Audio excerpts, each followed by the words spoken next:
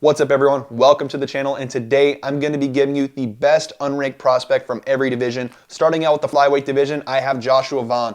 This guy is a very fun striker to watch who has some wrestling as well and some very solid cardio. He has already strung together 2 wins in the UFC thus far, and he's only 23 years old if I'm not mistaken. This guy is a lot of fun to watch, has a boxing-heavy approach on the feet, and rips to the body very well, as we saw that in his most recent performance, especially against Kevin Borjas. My only gripes about him on the feet is that he's a little bit too hittable, and against power punchers, I could see him getting knocked out, as he was knocked down in the first round against Kevin Borjas, but he did show that he is very tough because he did come back from that fight and won a 29-28 unanimous decision and won the last 2 rounds of that fight.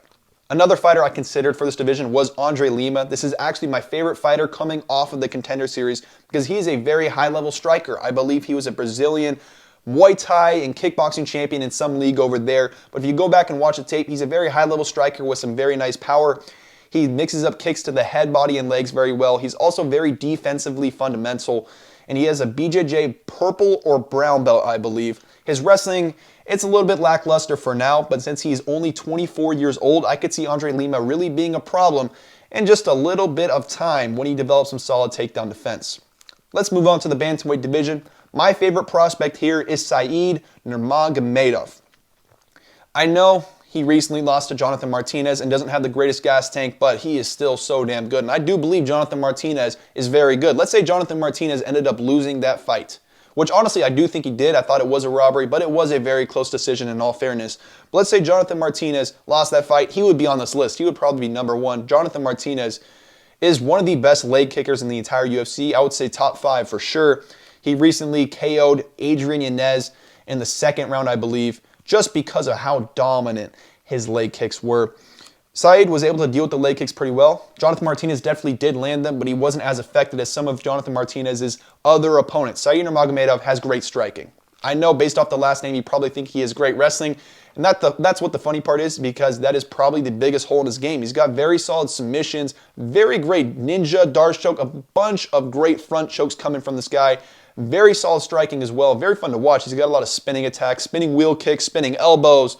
A lot of fun to watch. High pace when he has cardio, but the problem is he tends to gas out by the 3rd round almost every single time. So it's going to be hard for me to trust this guy to become champion. But surprisingly, when it comes to the bantamweight division, there aren't many prospects that I am super high on. I will name a list of other guys that I considered here, and there definitely are some solid prospects, but when compared to other divisions, the best prospects of the bantamweight division aren't as good. So, Said Nurmagomedov, I did want to mention this. I want to bring up Saidukov Kakhramonov. This is a guy that should be in the UFC and would 100% be on the list of these guys that I considered if the UFC didn't cut him. They just randomly cut Saidukov Kakhramonov after he dominated Said Nurmagomedov for almost 2 rounds, and then Said Nurmagomedov lashed up a Darce choke as Saidukov Kakhramonov was grappling, I think shooting in on a takedown. But Saidukov Kakhramonov, get this guy back into the UFC. He's a very, very, very solid fighter. I picked him to beat Said Nurmagomedov, and it was looking like that was inevitable until Said found that choke, which is why Said is so good. You know, he can find submissions off of his back. He can find it after he hurts you. He has some nice scrambles as well. He's not a horrible wrestler. Like, he definitely does have some takedown defense, but it is an area of his game that I would like to see him improve on before I'm very confident of him beating some of these top guys. But like I said, this guy gasses out in 3rd round, doesn't have the greatest cardio, and while he is technical, he doesn't go with the low volume approach, so he will gas out in a lot of his fights. Some other fighters I considered were the Basharat brothers, Kyler Phillips, Rinya Nakamura, and Gian Matsumoto. Gian Matsumoto is another Contender Series guy that I really did like. But ultimately, I felt like Said Nurmagomedov was the most proven and will have success and eventually reach the rankings. Moving on to the featherweight division, I have 2 guys here. I think everyone's favorite pick is going to be Diego Lopez. I have Diego Lopez here and Joe Anderson Brito. Joe Anderson Brito actually beat Diego Lopez in the Contender Series quite some time ago. But I'll break down Diego Lopez first. Everyone loves Diego Lopez. He's a fan favorite. I love the guy. If you don't know who he is, he made his UFC debut against Movsar Evloev on really short notice, and it was the fight of the night. He almost submitted him multiple times, had success on the feet, and made it a super fun fight as like a plus 1,000 dog, something like that. I think Movsar Evloev was the biggest favorite of the card, like minus 1,000 or something bigger than that, and Diego Lopez made it a really, really close fight. I think he won round 1. Round 3, I don't think he won, but it was very close. And he threatened finishing that fight multiple times. I'll say this much. Diego Lopez has gotten a lot of hype from that fight. And since then, he has 2 first-round finishes. I can't remember the first one, but the second one recently was against, oh my God, Pat Sabatini. Sorry, I was forgetting that. First-round finish. He has power in his hands. I don't think he's the most technical striker. The way he's going to have success on the feet is by landing very big shots. He's very hittable, but he has power in the hands, so he can succeed that way. And his jiu-jitsu is very high level, especially for this division. But he lacks wrestling, and I think wrestlers will be able to take him down or set the takedowns and keep it on the feet, which is why I do doubt how good he can become. I see people saying this guy's, going to be top 10 easily, but I do look at guys like Sadiq Youssef, who has some solid takedown defense and is probably the better striker. So I do have some questions for Diego Lopez's style. I am cheering for him, but I'm not going to say he's unanimously the best prospect in this featherweight division. I'd say he's probably tied with Joanderson Brito, who has put together a lot of underrated wins. His only loss so far in the UFC is against Bill Aljo, who I think is the most underrated fighter in the entire division. And even then, although he did lose the last 2 rounds very, very clearly, they were a lot closer than I remember when I rewatched it before making this video. He was able to stuff some takedowns, get some takedowns on his own, but land some shots on the feet. My problem with Joanderson Brito is this guy's kind of dumb. He doesn't have the greatest fight IQ. His recent win over Jonathan Pierce was very good, but I picked him. And I had money on this guy to beat Jonathan Pierce. And he goes in and he shoots the takedown on the grappler, who the only way is going to have success is if the fight reaches the ground. And then immediately, Jonathan Brito, Jonathan Pierce reversed it and didn't win the round. Jonathan Brito clearly won the round, but was able to reverse it and get to the position that he wanted. Eventually, in round 2, Joanderson Brito was taken down, but he worked to his feet and lashed up a ninja choke and submitted Jonathan Pierce in the second round, which was very impressive. But Joanderson Brito, his game plans kind of do confuse me at times because sometimes he's having success on the feet and then he starts to shoot a takedown on Bill Aljo. I think he's a very dangerous striker with a lot of power. He's got solid submissions and very solid wrestling. He's very well-rounded, and he's only 28 years old. I think Diego Lopez is 28 years old as well. But these guys are guys that I can see having success in the featherweight division. I like both of them. I'm fans of both of them. But by the way, just because I'm fans of them does not mean that I'm being biased towards them. I just generally do believe that these guys are pretty solid, prospects for this division. So let's move on to the lightweight division. The prospect I went with here is Mektabek Orolbai. Now, I considered Mateusz Rebecki and Joel Alvarez, and I think they are better fighters right now. The only reason why I didn't go with them is because Joel Alvarez is 30 years old and Mateusz Rebecki is 31 years old. I know that might not be a good enough reason, but Mektabek Orolbai is 25 years old and is already very good for his age. He recently beat Uros Medic on short notice, submitted him in the second round up at the welterweight division. He's now moving down to the lightweight division, and that was my main complaint with Mektabek Orolbai is I had no clue why the guy was fighting at the welterweight division before. When you're 25 years old, already have some nice grappling, are extremely strong, I'm going to trust you to succeed by the time you're reaching age 30, by the time you hit your prime. And that's not saying that he's bad right now. I just have some questions for his striking. He trains at Team Alpha Male, and I know they don't have the most technical strikers over there. Josh Emmett comes to mind, but Song Yadong is pretty technical in all fairness. But his main training partner is a guy that I do believe in on the feet. Maybe not with his grappling, maybe not with his submissions, but that's Vyacheslav Borshev, who is randomly one of my favorite fighters in the entire UFC. Vyacheslav Borshev, I think he was a kickboxing champion, not in glory kickboxing or anything like that, but in some kickboxing promotion, I think he was champion. He is clearly a very solid striker and a very great training partner because he has very solid kicks to the head, body, legs, nice boxing as well. He's a lot of fun to watch. Very rangy striker as well. I think Mektabek Orolbai will continue to improve rapidly since he is so young. He has some solid cardio and seems to have that inbred strength. But yeah, he's interesting. From Kazakhstan, I think I did a prospect highlight of him pretty recently. I think that was a couple weeks ago. Maybe that was a month ago, damn. But I had a video on Mektabek Orolbai, how good I think he could potentially become. But since he is 25 years old and is already pretty damn decent for the lightweight division, I could see him having a lot of success by the time he reaches his prime. Joel Alvarez and Mateusz Rebecki were other fighters that I noted. Joel Alvarez, massive guy for the division. Another reason why I didn't want to put him here as my favorite lightweight prospect, not only because he's 30, but because this guy might not be fighting at lightweight in his next fight. He's missed weight a lot of times. He is so big for the division. So yeah, I don't even know if he's going to be at lightweight. So Mateusz Rebecki is the other guy. This guy is a beast, super physically imposing. And on the feet, he's a lot of fun to watch. On the ground, he's pretty damn dominant as well. He is just a ball of muscle. And if he takes you down, he can submit you. He can land some insane ground and pound shots. And on the feet, I mean, he's not the most technical, but he can land big shots as well. He's got some nice calf kicks as well. So Mateusz Rebecki, also a very great fighter. But I'm betting on the youth Miekdek Orolbai. That's why I put him at the #1 spot. Moving on to the welterweight division.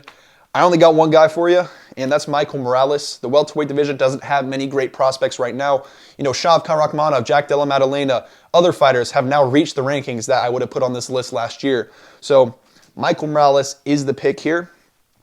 He's not a bad prospect. He's very young. I think he's 25 years old at this point, and he's already a very high level of fighter. I think he's a judo black belt, has some nice jiu-jitsu to his name, some solid submissions, and on the feet, he's got some good power.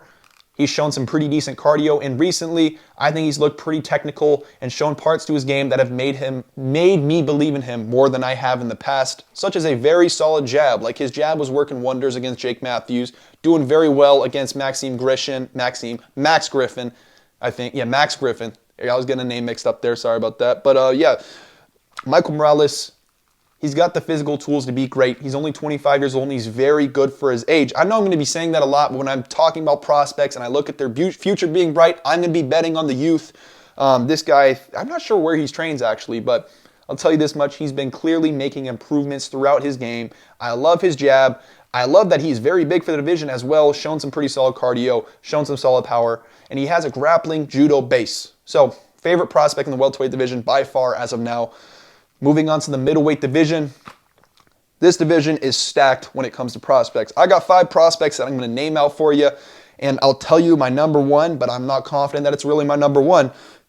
It's Bo Nickal, Joe Pyfer, Shaur Magomedov, Ikram Aliskerov, and Roman Kopylov. I had a really rough time picking who my favorite prospect was here, but eventually I did go with Ikram Aliskerov. Not that I'm set that he's going to become a champion. I think he has a super tough matchup ahead of him at UFC 298 against Anthony Hernandez. And Anthony Hernandez would have been on this list, but he's actually ranked right now. I don't think he beat a ranked opponent, if I'm not mistaken, but he is ranked. So Anthony Hernandez is a guy who is a pretty solid wrestler, very solid grappler, very good cardio, some solid jiu-jitsu, solid wrestling. And if he takes down Ikram Aliskerov, he could have a lot of success, or he could just smother him with his great cardio. But Ikram Aliskerov has very solid takedowns, very solid wrestling and overall grappling in his own right, and has shown some pretty solid striking so far in his UFC career. However, he hasn't beaten jack shit, if we're being entirely honest. He's beaten Warley Alves and Phil Haas, and Phil Haas is a very, solid fighter, but his chin lacks, and Phil Haas has gotten knocked out by a lot of fighters. Ikram Aliskerov KO'd him in the first round for his UFC debut. Good for Ikram. I'm not trying to be a hater, but since I believed in Ikram, I was expecting this. When Ikram took on Warley Alves, who was a welterweight on short notice, I expected a first-round finish. If you don't believe me, I had bets on Ikram to do this. Now, I can't criticize him for these performances because they were very impressive, but not super impressive in my opinion, because I believe he's a pretty high-level guy. If you don't know who Ikram Aliskerov is, he's known as a guy that got knocked out by Khamzat Chimaev on the regional scene, but gave Khamzat probably his toughest test because he was able to stuff most of the takedowns from Khamzat Chimaev. I think all of them, actually. He's got solid takedown defense. I think he's going to be able to stuff all the takedowns for Anthony Hernandez, and I do think he is the better striker for now, so I'm slightly leaning towards Ikram Aliskerov. But before I make every pick, I always like to rewatch the tape, and I'm not completely set that I'll end up picking him here. But the reason why Ikram Aliskerov is my favorite out of these 5 fighters is because Ikram Aliskerov has shown that he has striking, has power on the feet, has some nice submissions, and has very solid wrestling. He's got a sambo base, which has proven time and time again to be a very hard style for a lot of fighters to defend, and has had a lot of success at the top of a lot of other divisions. Islam Makhachev, even Khamzat Chimaev. I don't know why I thought of Umar Nurmagomedov, but he's a guy that could have a lot of success as well. A lot of these sambo guys have developed a style that is really hard for a lot of fighters to counter. I don't know why that took so long to say, but let's talk about the other prospects. Shaur Magomedov, Joe Pyfer, Bo Nickal, Roman Kopylov. Where to start? We're going to go with Bo Nickal first. Some people say Bo Nickal should not be on here. He's only beat bums. I get that. But Bo Nickal, he's a very high-level wrestler, probably the best wrestler right now in the entire UFC. As a grappler, he's not the best grappler because his submissions definitely aren't there. He definitely needs to improve on his jiu-jitsu, and he definitely needs to improve on his striking. But what we know about Bo Nickal is he's very athletic, very strong, has some very solid power, and has been improving rapidly this far. Has some good cardio as well. That's what I wanted to mention.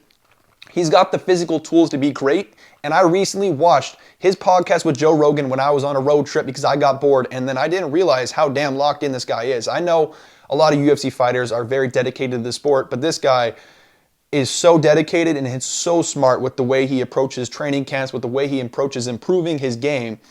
He's only 27 years old, so by the time he reaches 32, he could be a massive problem. Out of all these guys that I just mentioned, I think he has the highest ceiling just because of his athletic tools, which has already been proven to put him at the top of another sport in wrestling. And he has one of the best pure skills in the entire UFC right now. So Bo Nickal's a guy that I think could potentially be a champion if he continues to improve. I'm not saying he's good right now. Like, honestly, I watched a Val Woodburn fight, and he doesn't look perfect. Like, his footwork looks a little bit weird. And he doesn't look like prime Conor McGregor or some of the best strikers in the sport yet. But by the time he gets to age 32, I'm willing to bet that this is a guy that improves very rapidly. If you don't know, he's also very analytical with the way he thinks about the sport, which I know isn't a good enough good enough reason, is what I was trying to say there, to bet on him in the long term. But when I watched him with Joe Rogan, he says he watches at least 60 hours of his opponent's film just to know everything that they do. That's impressive. And he is very open-minded, and although he does talk a little bit of crap, he is pretty humble and very open to advice, this, that, the other. He has a very good mindset for the sport. Let's move on to Joe Pyfer, who is on a tear right now. I think he lost in the Contender Series because he broke his arm, if I'm not mistaken, but he did get knocked down the first round. I'm pretty sure it was because of a doctor stoppage due to his arm, if I'm remembering correctly. But since then, he has had back-to-back finishes. I think 4 finishes in a row. And he's looked pretty solid, especially in his most recent performance against Abdul Razak Alhassan, where he kind of slowed down the fight, stayed away from the power of Abdul Razak Alhassan and landed the bigger shots, and then took down Abdul Razak Alhassan multiple times and eventually found the submission in round 2, if I'm not mistaken. He's now going to be taking on Jack Hermansson. I'm not super confident that he gets it done because it is 5 rounds. We haven't seen him go 5 rounds this far in his career. And Jack Hermansson has been a guy that has given some guys some problems. A prime example is when Chris Curtis fought him at UFC London in the co-main event. And Chris Curtis was running through everybody, knocking out everybody. And then Jack Hermansson slowed it down and beat him 30-27 pretty easily for 3 rounds. So Jack Hermansson also has proven 5-round cardio, but I do think Joe Pyfer is one of those guys who is also very smart, very analytical with his approach, does have the physical tools to mix it up. He's pretty well-rounded, so I'm leaning towards Joe Pyfer as of now, but I can't promise I'll end up picking him when my official predictions do come out. Moving on to, Joe Pyfer's also 27 as well. I like to mention the age because it's something interesting to note if you can count on the improvements or not. Moving on to Shar Magomedov. Out of all the guys that I just named on this list in the middleweight division, he has beaten the toughest opponent in Bruno Silva. A lot of these guys haven't beaten a great opponent yet or taken on many great opponents. Shar Magomedov has beaten Bruno Silva. The reason why I'm not putting him at 1, I'd probably put him the lowest of these 5, is just because he has such a massive hole in his wrestling game. Bruno Silva is not a guy that has very solid offensive wrestling, and he was able to take down Shar Magomedov almost every single time with ease and hold him down there. Now, people will say Shar Magomedov could have got back up to his feet, but he was just chill with staying down there on the ground because he was doing so much damage. I don't think that's the case. I think if he could have got back up to the feet, he would have. It didn't, in that performance, when I saw him try to defend a takedown, it didn't look right to me. I'm going to be entirely honest. But I think his striking is very high level, and he is only 28 years old, so by the time he reaches towards the end of his prime, if he develops very solid takedown defense, he could be a massive problem as well. I'm going to be saying that with a lot of these fighters. But there are holes in his game that will not lead me to trust him against a lot of ranked opponents. Him versus Marvin Vettori was the rumor. Now Marvin Vettori is booked against Brendan Allen, but if that fight were to be made, I was leaning towards Marvin Vettori because Vettori has been able to take down guys like Paulo Costa, guys like Israel Adesanya in the past before, and I think he has a BJJ black belt. I'm not entirely sure, but if Bruno Silva can take you down and hold you, I think Marvin Vettori could probably do the same, and I'm not going to rely on Sharpute Magomedov to just land blows while he's on his back and win fights. His striking's good, though. Do not get me wrong. Very scary-looking Russian dude. But yeah, I'll leave it there. I already broke down Ikram Aleskarov, so we're going to Roman Kopylov. This is everyone's favorite prospect, and any other YouTuber or any other analyst, this is everyone's favorite. I'm just a little bit skeptical because he has beaten 4 fights in a row by knockout, which is very impressive. But then you look at the opponents, Alessio Di Chirico, Punahele Soriano, Cladson Hiberio, and most recently Josh Fremd. They're all cans. None of them are good. They don't tell me anything. And there are moments in each one of those fights where he gets tagged. Like, his striking defense does confuse me. Now, he is a 5-time Sambo champion. He probably has some very solid takedown defense. We saw him stuff all the takedowns from a guy like Josh Fremd, and he stuffed 4 of 5 takedowns against, oh my gosh, what's his name? Give me 1 second. Albert Duraev, which is impressive because Albert Duraev does have some solid offensive wrestling. But I'm willing to bet that he'll be able to stuff most of the takedowns from almost anyone in this division.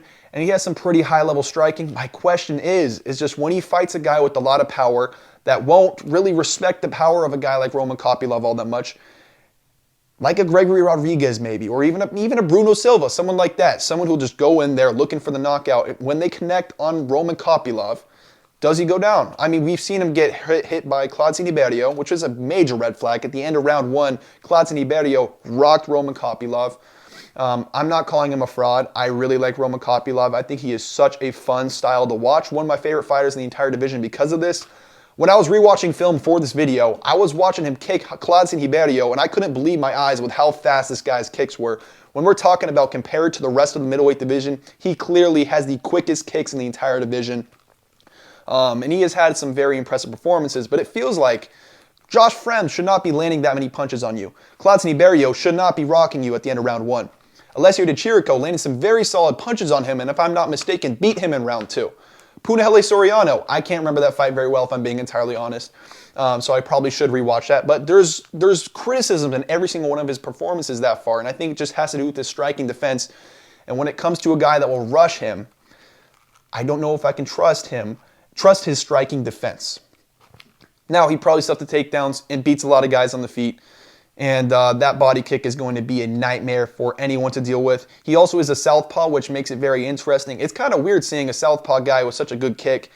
But he's fun to watch. I really hope he is good. I just have my doubts because I want to see him do what he did to all the other opponents to a higher level of opponent. But I'm cheering for Mr. Roman Kopylov. With that being said, let's move on to the light heavyweight division. I don't think it's a very good division when it comes to prospects. There was only one guy I could think of, and that was Carlos Ulberg. Outside of that, no one really. I don't think Carlos Ulberg is even that good of a prospect. Now, I think he's going to run through Dominic Reyes because Dominic Reyes has a massive chin problem, and Carlos Ulberg has very good power. And the funny part about Carlos Ulberg is he's actually a pretty technical striker. The problem is he has piss poor cardio. And once it reaches round 2, he's a completely different fighter. We saw that against Da Un Jung. I hope it's Da Un Jung. Sometimes when it comes to the Asian fighters, not even trying to be racist, I just confuse their names sometimes. I believe it's Da Un Jung. If it's not, you know what I'm talking about. He won round 1, and then when it came to round 2, the guy slowed down massively, clearly wasn't the same, wasn't throwing with the same volume, and then when it came to round 3, he eventually found the takedown and eventually got the submission late round 3 and won that round, or not won the round, he won the fight, so good for him. But there's going to be a lot of fighters that will survive a round against this guy and knock him out, finish him in the 2nd or 3rd round, submit him maybe, whatever it is. I think he's decently technical. I think he's a very good fighter in round 1, and I'm going to be banking on him to knock out Dominic Reyes in round 1. It was going to be at UFC 287, but I guess that fight's been postponed for whatever reason. I think Ulberg was hurt. But yeah, I just can't trust this guy in rounds 2 and rounds 3 especially. But he's fun to watch on the feet. He trains at City Kickboxing, has some technique to him. He's a good striker, fun striker to watch, has some submissions. But yeah, cardio is a massive, massive issue here. Moving on to the heavyweight division. Robelis Despan. If you don't know who this guy is, this is the Taekwondo bronze medalist from Cuba. 6'7", big, scary black dude.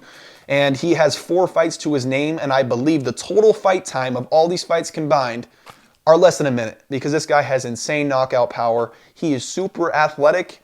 If he develops solid takedown defense, that would be a lot of fun to see. I'm already thinking about how much fun it would be to see this guy take on a guy like Cyril Gane, another great striker who won't shoot takedowns. Now he's 35 years old, and it's kind of weird to put a 35-year-old as a prospect. But the thing about Robelis Despan is since he's such a high level of a striker, he's going to be improving at his takedown defense, at his grappling so damn rapidly. And when it comes to the heavyweight division, there aren't many great offensive grapplers, and you don't need fantastic takedown defense to reach the rankings. I'll tell you that much right now. And since he is so big and so promotable, honestly, I could see the UFC giving him a lot of a lot of easy matchups so that he can reach the top of the heavyweight division. He's already, just based off his karate bronze medal, he is already one of the best strikers in the heavyweight division. I am willing to bet a lot of money on that. I don't know who his UFC debut is going to be against, but I can tell you, more than likely, he has the athleticism to stuff the takedowns from guys like Parker Porter, Jared Vandera. Vandera, is that a fighter? Anyways, and then Shamil Gaziev was the other guy I was considering here. Shamil Gaziev was a guy that was on my Contender Series video, my top 10 favorite prospects. He made the list. I said that he would be able to beat the bottom feeder heavyweights and probably beat the bottom feeder ranked heavyweights. I stand by that take. He actually beat Martin Boudet, who at the time that fight was ranked number 15. Now that he beat him, he's unranked. Oh well, what can I say about that? He arguably should be ranked, but who cares? I'm not going to fucking debate a wall for it. His next fight will probably be in the rankings. I imagine he wins that one. I don't want to say he's well-rounded. He's 33 years old, got some nice power in the hands, has some nice submissions, has some nice wrestling, doesn't have the greatest cardio, isn't the most skilled fighter, has holes in his game. But for the heavyweight division, he will succeed. But yeah, this Robles Desman guy, this karate. Is it taekwondo? It might be taekwondo, but I'm pretty sure it's karate. Is a guy that I believe in to some extent. I really hope he can develop some takedown defense because he is a lot of fun to watch. UFC, book his debut because I want to see it. But with that being said, that's going to conclude this video. Thank you guys so much for watching. If there's any prospects you felt like I missed out on or should, be aware of, make sure to let me know in the comments down below. I appreciate your support. Make sure to like and subscribe, and I'll see you in the next one.